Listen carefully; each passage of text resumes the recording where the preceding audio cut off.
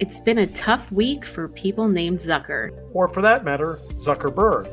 But are stories about Facebook and CNN really about something else? We'll look into consolidation and changes on today's Future Forward. I'm Alexa Scordato. And I am Stephen Rosenbaum. Let us launch. Hey, Alexa. Hey, Steve. So, at first I wasn't sure that the Zuckerberg stories really fit in the same pod.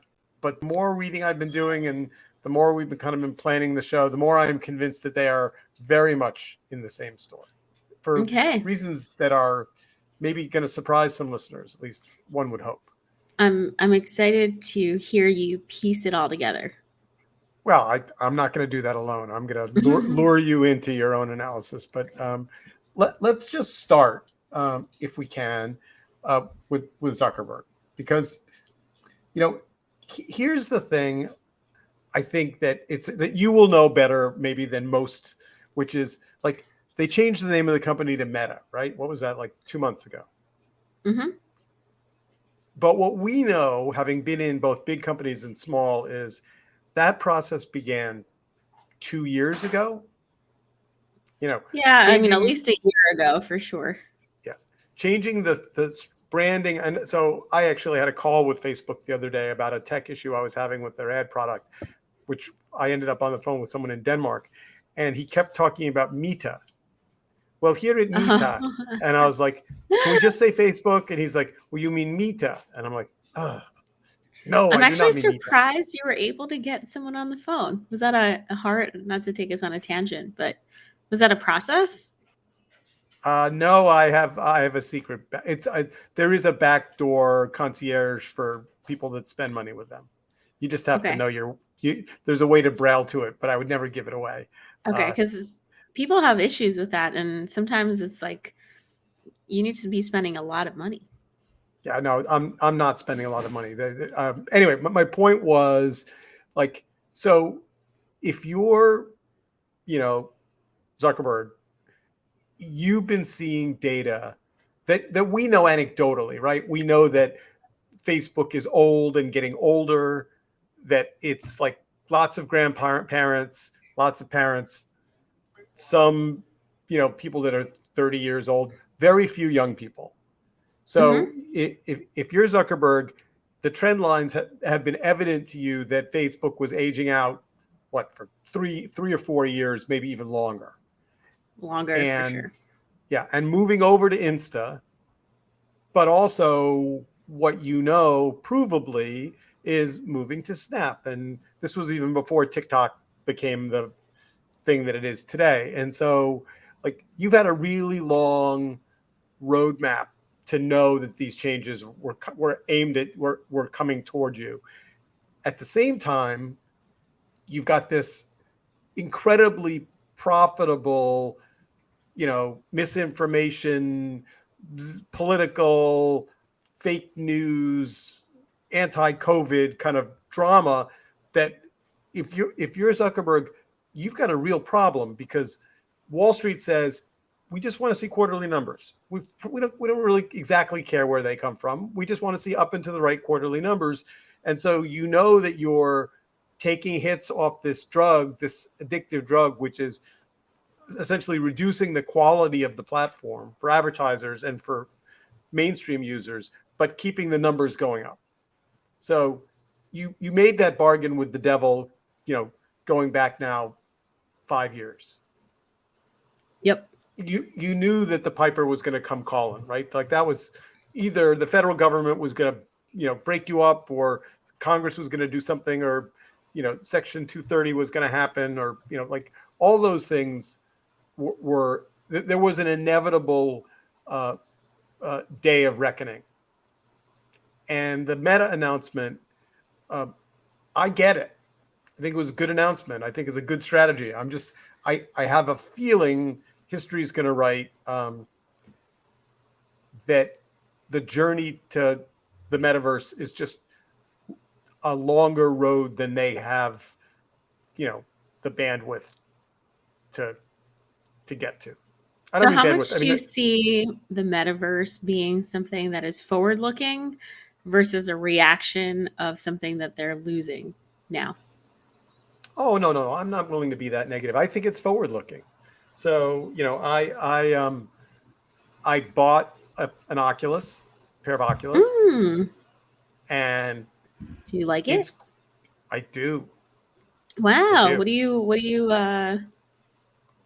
you playing?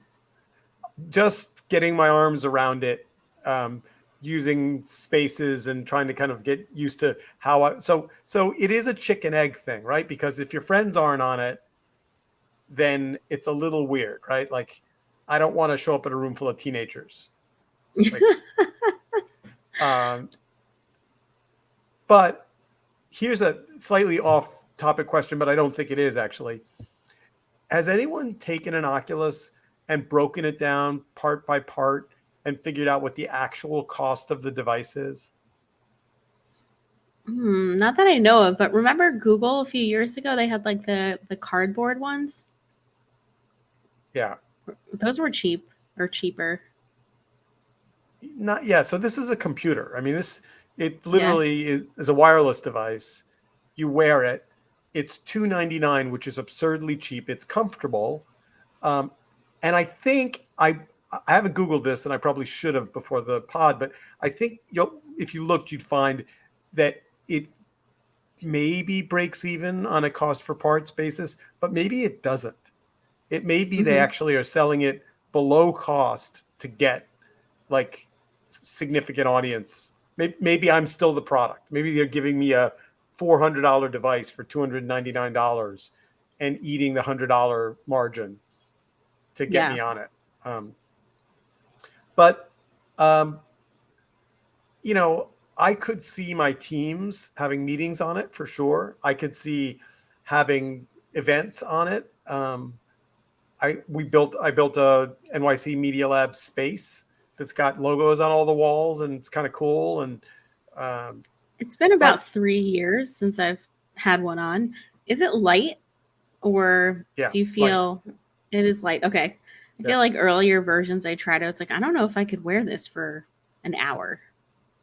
yeah. No, I the the biggest problem is the fact that you're as geeky as anyone I know, and I'm probably a close number two to you, and I just bought one, and you don't have one, right? So And like, have there's like no negative interest. right now, in part because it's Facebook, so you've already got bad Facebook juju karma because do you really want to and you have to log in through Facebook, which is a little I mean I don't know that I think this is the killer device that will make the metaverse happen. But a lot of things. I mean, I don't think whether Zuckerberg remains as CEO or not is I think the real question is going to be, does the downward slide continue, or is this the bottom? Oh, I don't think it's I think this is I think it's gonna be analogous to AOL or MySpace.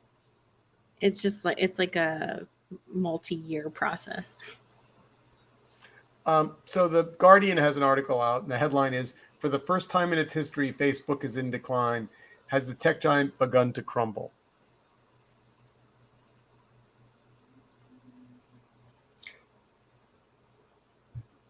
I mean, there are a lot of headwinds in the sense that Apple, um, ever since they rolled out changes to their privacy and data collection policy, ATT, their app tracking transparency, it's really handicapped Facebook's core product. It just makes it much more difficult to track and target users on Apple devices, which is like a non-trivial amount of market share. I, I understand that, although I have to say that every website I go to now has a great big cookies kind of blot across the screen and says accept cookies. And even though Apple's trying to, essentially say this app, they want fine, you can't track users surreptitiously, but more and more people are just saying to me, you don't have a choice. Let me track you or go away. So But don't you feel like it's on your apps, like you've had so many um, instances where you said no, don't track me? I have. Yeah, But so then like every but then single it's still, time you've said no, that's been a loss of data. yeah, I get what Apple's doing. I mean, I think they're doing it for the right reasons, and I think consumers don't like being treated like a product. That being said, I guess the question is, so here's the Wall Street Journal article: Zuckerberg effect is fading in social media. Um, Here's the thing: I think people over the age of blank don't understand. I don't know what that age is. Maybe it's 30. Maybe it's 35.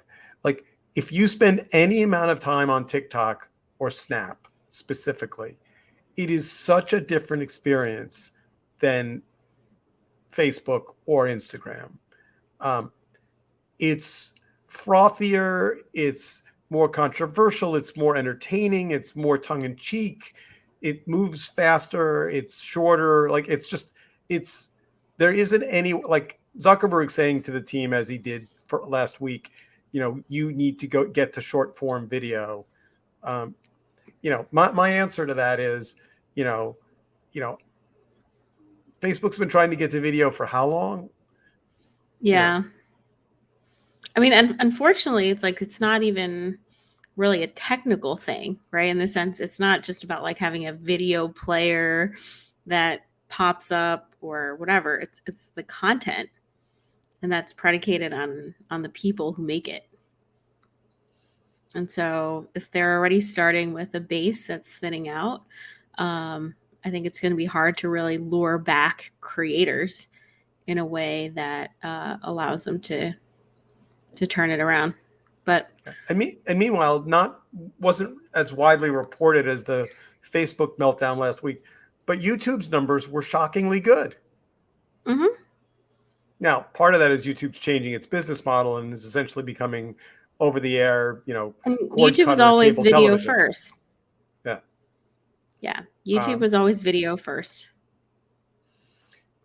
but I think one of the questions that history will answer is, there was a time when Facebook was, as an experience, I'm going to sound old when I say this, really pleasant.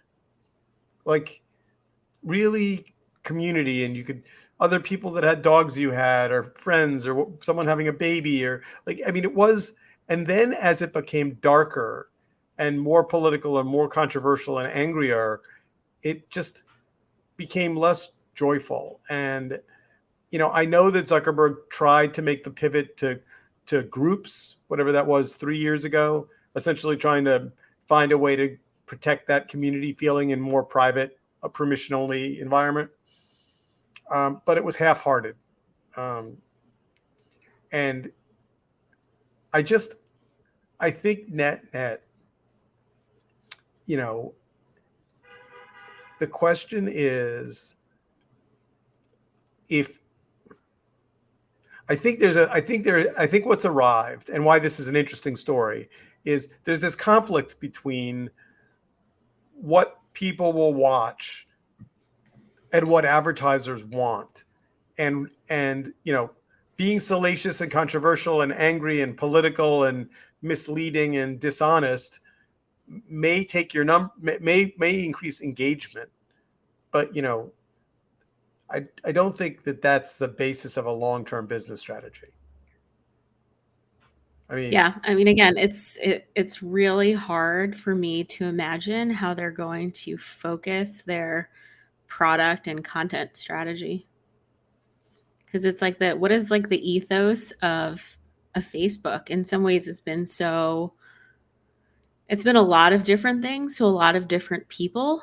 And so, in the absence of not having that focus, like, it, even if they were like, hey, we're going to pay you, I don't know, $1,000 per video to make content on Facebook, what is that? What is that content? Right? It's like they're on Snapchat, on TikTok, there's an aspect of like humor, formats, duets, dances. Like it's the ethos of it is meant to be entertaining and joyful. I think I just think it's going to be it'll be interesting to see how they try to kind of attack that problem. Yeah, I mean, one could argue Spotify is having some smaller version of the same thing, which is, listening to music is great, but unfortunately, the actual distinction between, Spotify and Apple Music and Tidal and Amazon Music, you can get your, pop music and or Beatles and or Rolling Stones at any of those places. So their decision to go kind of harder, edgier podcasts makes them distinctive, but also has walked them into a world of pain. Yeah. And as of Friday, with all of this Joe Rogan N-word stuff coming up, like I'm not sure that they, the thing that you understand is that being in the content curation, content moderation space, like that's not something you can build overnight. Like you can't Mm-hmm. switch on, an editorial filter. Yeah, I had a old friend who said, "Trust is consistency over time," and time is really like the X factor here. But they always say competition is good, so this might actually be um, an opportunity in the end for Facebook to really wield its resources in a much more focused way. This is like the most optimistic I'm going to be about Facebook. All right, uh, so let's move on to CNN, because I think you'll see some surprising similarities in the story. So, on the surface, the media reported Jeff Zucker had he fired Chris Cuomo. He didn't give Chris Cuomo his severance. Chris Cuomo said, "I'm going to go get you." Then when they were doing the research, they found that Zucker was dating somebody within the company that was a subordinate of his, broke the rules, out he goes. Like that's kind of the high level reporting on the story. But there's a lot more there. A lot more there. So I it should wasn't like start. he just had a relationship. This isn't like a Me Too story where he's getting No. canceled, right? Well, yes. So the question, whether he had his support. All right. So let's first of all, a disclaimer. I know Jeff. Our kids went to school together. One of his younger son ended up getting stock in a company that I bought, Waywire. I did not give his son stock. That was done before I acquired the company. Had nothing to do with it. I haven't spoken to him in years. We're not buddies. I don't have any inside information here, but I do. If you Google my name and his, you go back to Waywire, there's coverage in which it would appear like we were in the same room, which occasionally we were. That being said, PTA meetings. yeah, honestly, it's kind of true. So, the staff at CNN today sees Jeff's departure as the writing on the wall about what's going to happen after the Discovery Warner Media merger. And the Discovery Warner Media merger is not getting much coverage in the consumer press because it's a little hard to get your head around. Discovery, isn't that the Science Channel? And how is it Discovery is buying HBO? And I'm confused. Like it's a little puzzling when you look at From all a the streaming brands. standpoint, Discovery is actually like super underrated. In terms of Discovery numbers, or Plus. No, like again, as someone who loves like HGTV and Food Network, it's the best. I like Halloween, so we can just. I don't Right. understand I don't understand until To each his Smell-O-Vision comes own. along. I don't understand people watching food without smell. But here's the name. If you go back into so Jeff Zucker, began in the early days at NBC, the Today Show, rose in the ranks at NBC, ended up running all programming at NBC, which was a somewhat checkered piece of his history, but was the guy who got Donald Trump The Apprentice and was thought of as a Donald Trump friend, and lots of press going back, Trump would have you believe that he made Jeff Zucker. Jeff managed him like talent, whatever. Jeff moves over to CNN as Trump is running, gearing up his run, and Jeff sees in Trump money because Trump is ratings. And I don't know if you remember running up to the election, but Hillary was like, yeah, I'm going to vote for Hillary, but she just there wasn't anything about her on television that made you go, honey, quick, Hillary's on, you got to watch. And Trump just lit the screen up with batshit crazy, like just batshit crazy.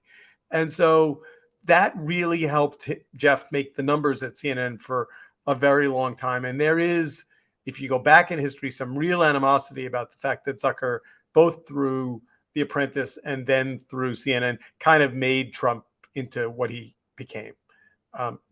Flash forward, CNN turns hard left and kind of goes after Trump, and Trump just badmouths the shit out of Jeff, and they're now arch enemies.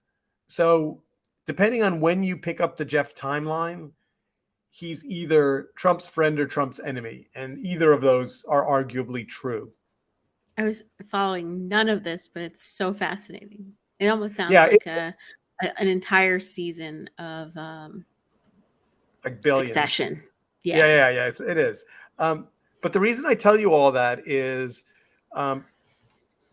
Discovery is controlled and majority owned by a name that probably very few of our listeners even know. His name is John Malone. John Malone, back in the olden days of TCI, which is a cable company you've never heard of, essentially was the builder of what is now modern cable television. And John is a libertarian, and those come in different flavors. He is a Trump supporter. He's a Trump donor of significant hundreds of thousands of dollars at least and more. And he is going to be, and Zaslav at Discovery works for him, and he's the guy pulling the strings. And so the real question for CNN is, will the John Malone Discovery ownership essentially be the end of whichever version of CNN you think exists today, either moderate, middle of the road journalism or right wing or left wing liberal journalism? I don't have a dog in that race. I'm not going to call out where CNN lies on the political spectrum, but certainly if Malone wants CNN to be a supporter of Donald Trump or of the right wing or of libertarianism, pick whichever, like Jeff wasn't going to take it there. And so Jeff's firing under John, it wasn't like Malone said, we really need CNN and CNN Plus and all this stuff to grow. Jeff's a really good guy. We'll overlook the indiscretion about him dating someone who's a subordinate. They could have, done what they do. They could have hired a bunch of lawyers and had a review and spent months reviewing it and had a white paper. They didn't do that. So he got shown the door, is my point. How much editorial oversight do executives have? Might be a naive question, but it's not a naive question. How much editorial oversight does Rupert Murdoch have? 100%. 100%. And you think John Malone had equal weight in terms of how CNN bends? Different. Not the same. Murdoch's an owner, publisher. Malone is a board member. No, I think he's got a say over who runs the divisions. And I think all he had to say, to Zaslav is, Zucker, can't we do better? Yeah, he's great and all, but I don't know. And you think Zucker was more heavy-handed in terms of his influence over CNN's coverage? Oh, absolutely. I mean, that's a Yeah. known fact. Yeah. I mean, it, but you're asking, part of it is if you work in any of these companies, you kind of know which way the wind's blowing. Like, you know, yeah, you can put on a pro Trump is MAGA, Trump's going to win re-election story on your newscast, and someone's going to say to you, I don't know, you know, I mean, they won't spike it. It just the wind just blows a little chilly in your direction. Um,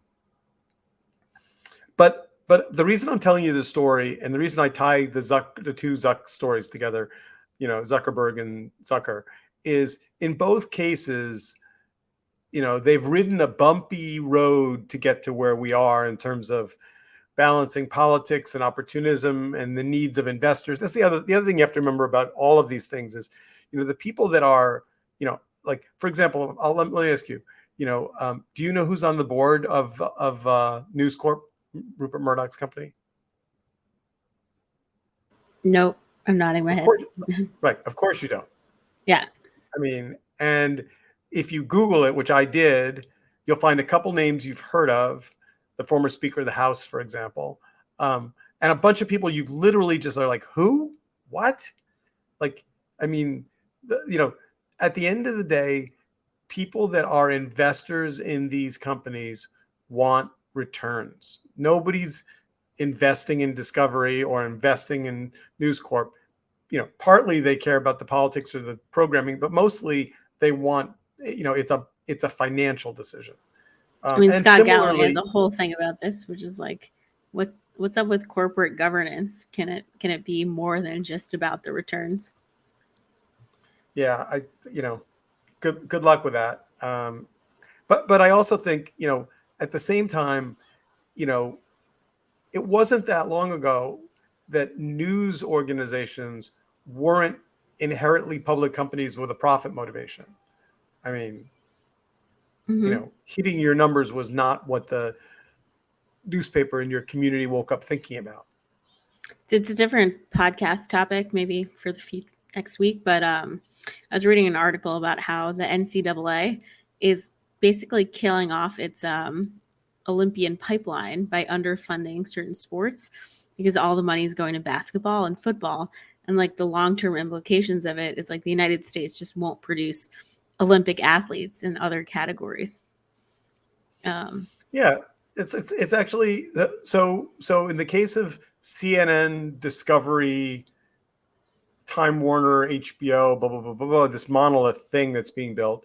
Um, the real question is, you know, does news deserve to be, driven by sheer volume and profit? And I would say similarly, the same question could be asked about, Facebook, which is, do we want our community to, be driven by, how many, you know, right wing Republican ads can get put on the page? mm, So basically, you're comparing these two stories through the lens of like these are institutions, they're services, they impact society at large, and corporate interests are basically getting in the way. Is that your thesis? Yeah. So by the way, here's two comments that have come in from our friend Karol Marchenko Fenster. He says, quote, a coward's way out would be to sell CNN or spin it off and then sell it, said cable TV pioneer and longtime chairman of Liberty Media, John Malone. So he's not going to sell it. He's not going to spin it off. And then Karol goes on, quote, this is the Malone quote. I would like to see CNN evolve back to the kind of journalism that it started with and actually have journalists, which would be a unique and refreshing, said cable TV pioneer Liberty Media, John Malone, which is a major shareholder of Discovery. I do believe good journalism could have a role in the future portfolio at Discovery, that Time Warner is going to represent. So I mean, this is Malone saying clearly and without any, without being unclear, we're going to make changes in CNN. We are going to go back to what he describes as unique early days balanced journalism. Okay, I think he's going to have to be willing to walk away from significant revenues. What So What maybe do you he is. think? Who has it harder? Facebook trying to compete in the video space, or CNN trying to rebrand itself? I guess I don't know if it's a rebrand or take it in a new direction. So here's why that's an unanswerable question from where I sit. Because in order to answer that question, you'd need to know the balance sheet. You need to know how much of CNN's Oh, revenue so you're comes from saying on money air. talks? Okay. Well, no. But I'm saying, a big chunk of CNN's revenue comes from cable subscribers. That when you pay your cable bill every month, a chunk of that money goes to them, and it's not variable based on audience. So there's advertising revenue, there's subscriber revenue. They're launching their own direct to consumer CNN Plus product because cable is on the decline. So it's a complicated balance sheet, and losing a show at 9:00 isn't going to dramatically change the revenue in the near term. Facebook, on the other hand, I mean, what did you say? You compared it to Friendster at the beginning of the pod. It's like AOL or MySpace. Those are harsh, painful. I mean, for you to pop those names off and point them in the direction of Facebook, like that stings.